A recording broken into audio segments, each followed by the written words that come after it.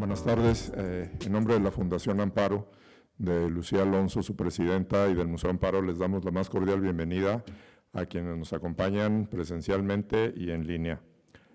Hoy estamos inaugurando la primera exposición de nuestro programa del 2025, con una buena exposición, con un muy buen nombre.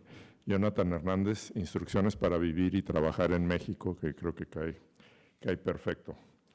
Quiero agradecer a Jonathan, a José Luis Barrios, que nos acompaña hoy para una plática, al curador Hideki Yukawa, que ya lo conocerán en un momento, y a Proyecto Paralelo, a Isa Benítez, su directora, quien fueron muy importantes para poder llevar a cabo este proyecto, a los equipos, tanto de Jonathan y del museo, que como siempre han hecho un gran trabajo para ver lo que visitarán en unos momentos. Es una exposición con ciertas particularidades que ya comentarán José Luis y Jonathan. Solamente me resta decir que estamos muy contentos con la exposición. Creo que es un proyecto importante desde varias facetas que hay que verla, y los invitamos después de la plática a visitarlas en el tercer piso. Pues muchas gracias y bienvenidos. Buenas tardes a todos. Igualmente, me gustaría empezar agradeciendo la invitación, en primer lugar, que Jonathan y Isa me hicieron para estar en este conversatorio. Creo que es importante, es sugerente. Y como siempre a Jonathan tiene que estarle como adivinando por dónde va, porque siempre nos está haciendo como adivinanzas, ¿no? Entonces, me parece que eso siempre se vuelve atractivo en términos como de una reflexión y una aproximación más o menos analítica a su trabajo, ¿no? Quizá yo empezaría haciendo un comentario como contextual, histórico, que de repente se pierde mucho, sobre todo personas, quizá muchos de ustedes, que eran muy jóvenes o casi niños en el momento de la emergencia de lo que en su momento se llamó arte de los 90 en México, ¿no? El arte de los 90 en México. No voy a ser exhaustivo en eso. Creo que me limitaré a hacer un par de comentarios brevísimos y casi a nivel denunciado, ¿no? Casi como enunciarlos. Lo primero que creo que es importante entender es que el arte de los 90 en México efectivamente hace un giro, hace un quiebre estético con un imaginario que durante mucho tiempo alimentó las poéticas del arte en México, ya sea para pelearse con ellas o para afirmarlas, ¿no? Me refiero de manera importante a todas las estéticas nacionalistas o la negación de las estéticas nacionalistas que dominaron hasta muy entrado el siglo XX la producción artística mexicana. Y una de las características de nuestra generación, cincuentones, sesentones, más o menos, para que vean por dónde andamos, entonces tiene que ver con un cierto giro que está muy relacionado con el ascenso del Tratado de Libre Comercio, con la emergencia de la globalización, y donde, digamos, la modernidad urbana se impone como una materia prima de producción artística. Creo que esa es una primera condición que creo que es muy importante tener en cuenta. ¿Por qué?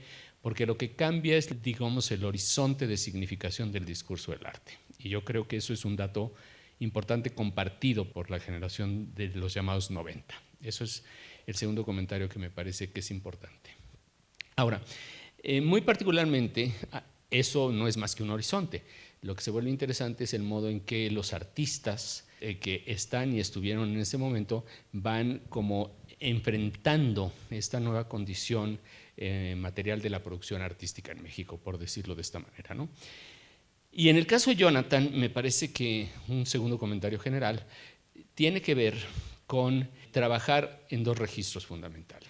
Uno es trabajar en el objeto encontrado como concepto, vamos a decirlo de esta manera, ¿no? Eso es curioso, no es trabajar y recoger objetos para hacerlos visibles, es encontrar objetos para hacerlos ideas, que esto es un giro muy interesante en el trabajo de Jonathan, y que siempre, como todo lenguaje, como todo concepto, siempre está en falta respecto a algo, ¿no? A un concepto siempre le falta aquello singular que quiere referir.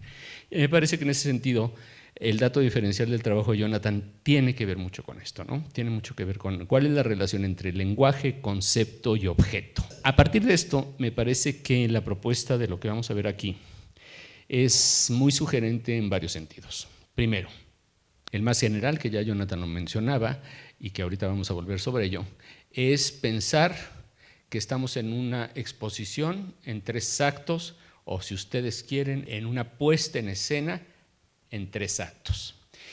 A mí me parece que ese giro es muy importante y no es tan arbitrario, ¿no? Es decir, ¿por qué pensar en el dispositivo escénico como el carácter de una exposición que además se cumple en 3 tiempos distintos, ¿no? En 3 tiempos distintos y en 3 momentos distintos?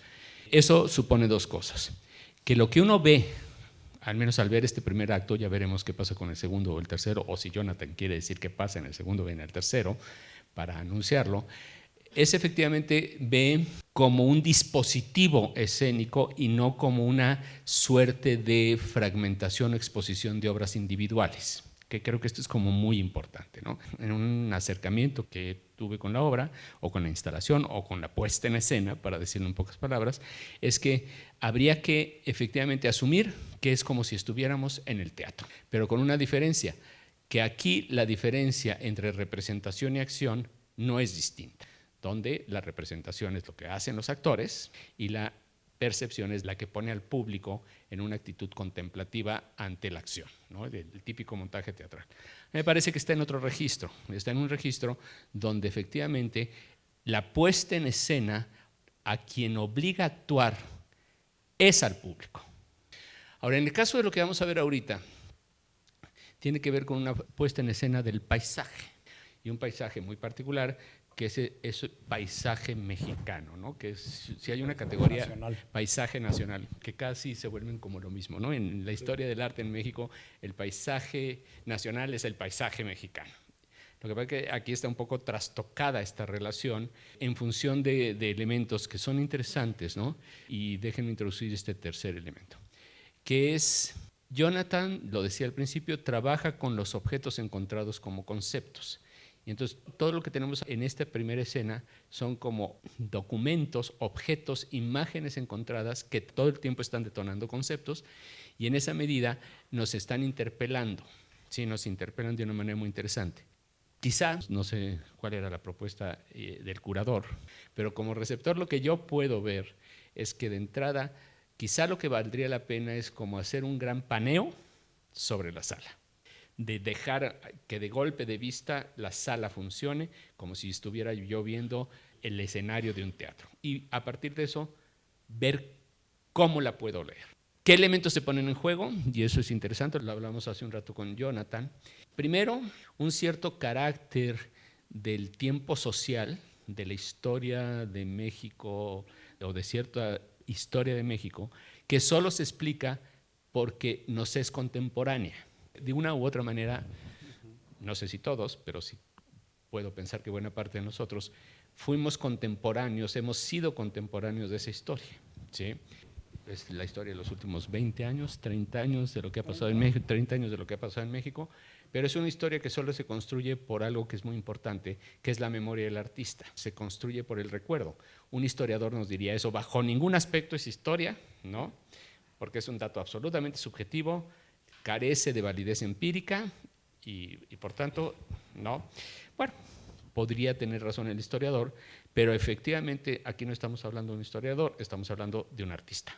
Entonces, esta relación entre historia y memoria es un poco como el guión, vamos a decir, la dramaturgia de la instalación. ¿Cómo va cada quien construir el valor de la historia a partir de la memoria, de ciertas claves de lectura que nos da la sala? Es lo que la vuelve intrigante y sugerente, que creo que es un elemento que está muy presente, ¿no?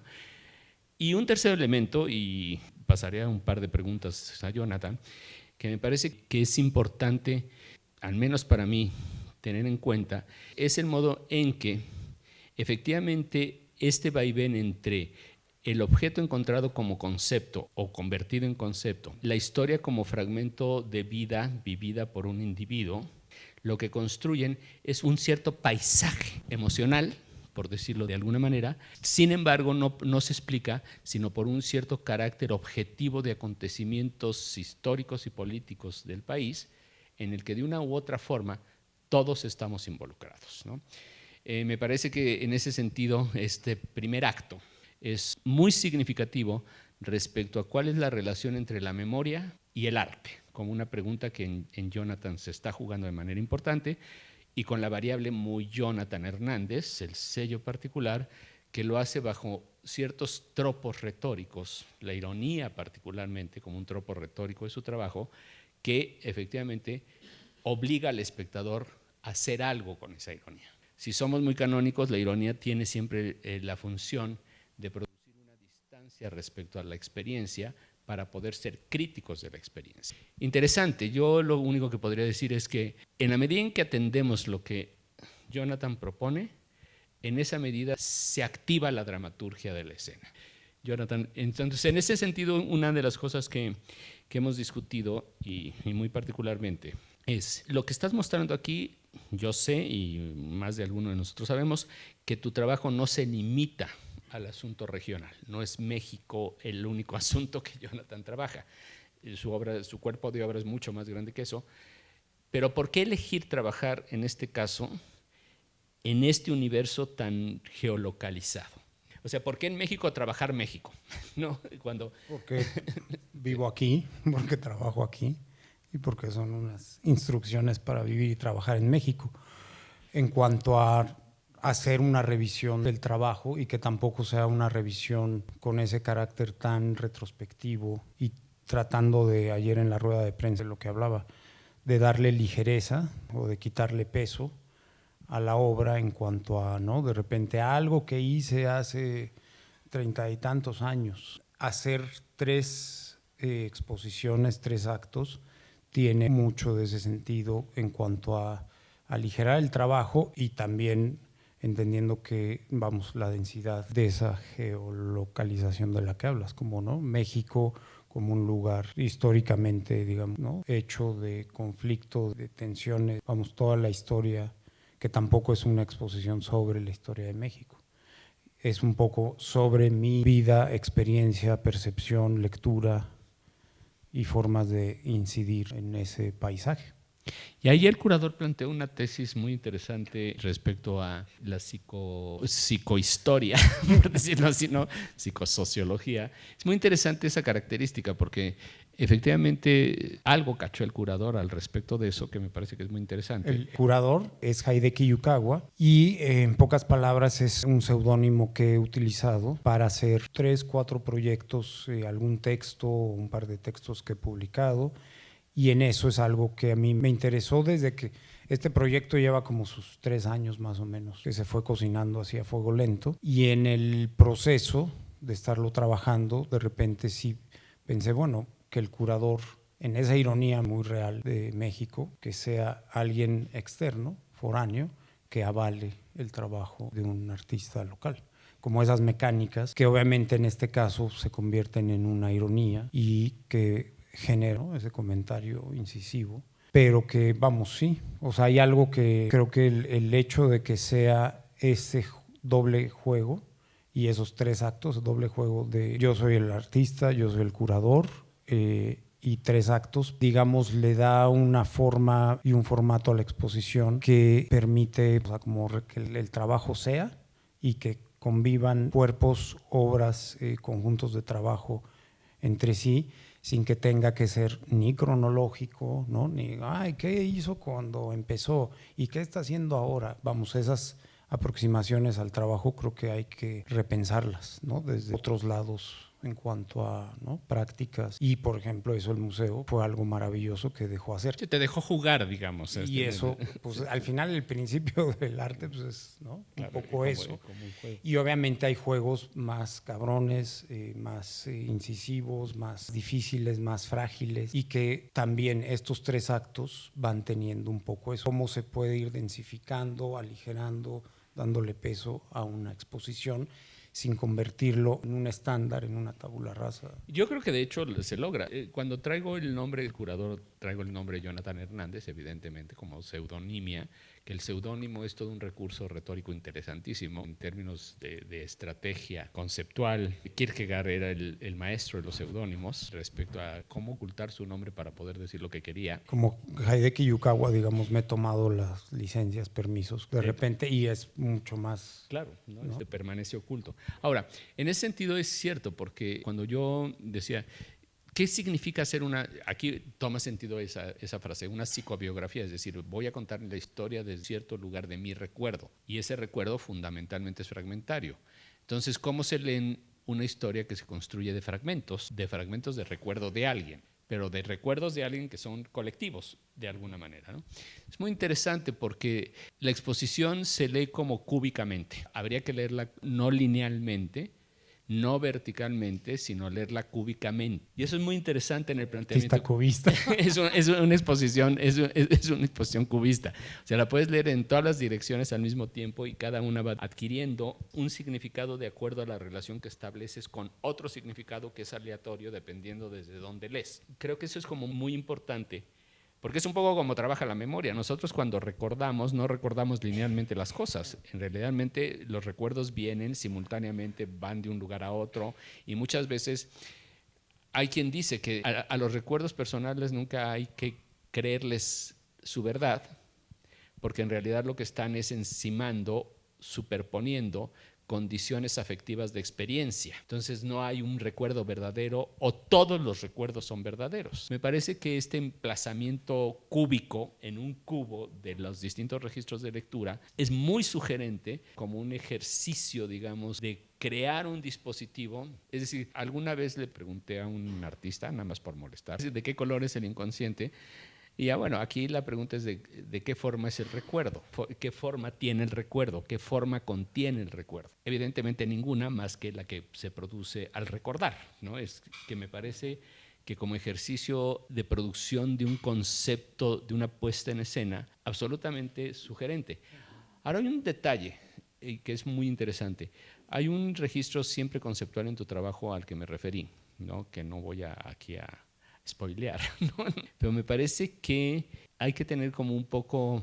A ver, yo te preguntaría, tú nos estás planteando que hay un cierto contexto de experiencia de vida en el México contemporáneo, puesto en escena en este primer acto, pero que el recurso en el que lo haces es como en una suerte de distanciamiento, como de la afección inmediata del contexto.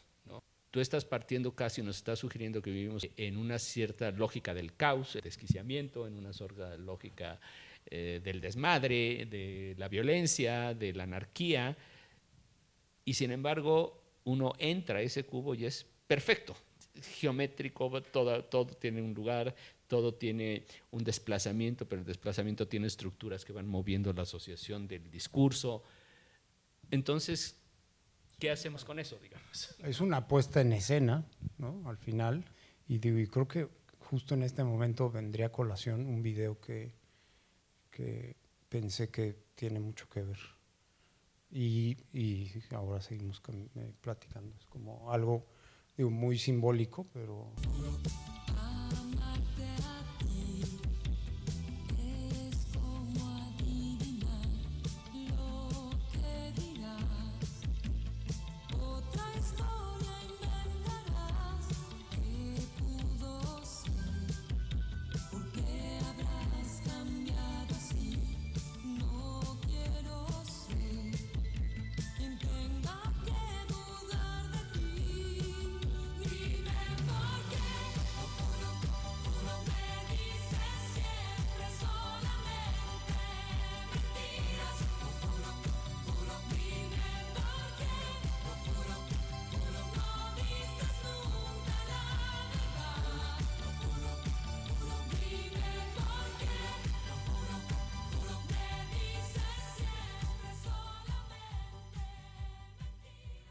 Hay algo que desde hace un tiempo he estado pensando en cómo hay una genealogía en la cultura popular y en la música de canciones que tienen que ver con la mentira, con el engaño, con la traición en el México, digamos, contemporáneo, que tiene para mí mucho que ver con esto que, ¿no?, hablabas en cuanto a ese paisaje anímico, emocional de México, en el que estamos, en el que vivimos y en el que tratamos como de entender algo. Es curioso que en 1983, pues ya Daniela Romo ya estaba casi hablando de la postverdad, ¿no? De temas muy... O del himno nacional mexicano. Sí, también, ¿no? Pero en eso es algo que, por eso lo traje a colación, y en algo que creo que como esos caos, ese desastre, ese desmadre, generan también una ficción que pueden finalmente también y paradójicamente darle sentido a un país. Eso es la contradicción más grande, y es una contradicción monumental, y de esta exposición tiene que ver mucho con eso, ¿no? Sí, Hacer esa disección. Sí, sin duda. Para... Sí, como siempre hay algo que falla, ¿no? Siempre algo está en falla, y eso es bueno, es malo, pues es lo que es. Pero es cierto, es decir, aquí creo que con este gesto que yo no me lo esperaba, esto fue parte de Era sorpresa. o sea, Jonathan nos acaba de contar el final de la puesta en escena con Daniela Romo. Vámonos al cóctel. ¿No? Exacto, es decir, cuando un poco me refería a la ironía del trabajo de Jonathan, es esto, mentiras es del país, mentiras es el himno nacional, mentiras es, ¿no?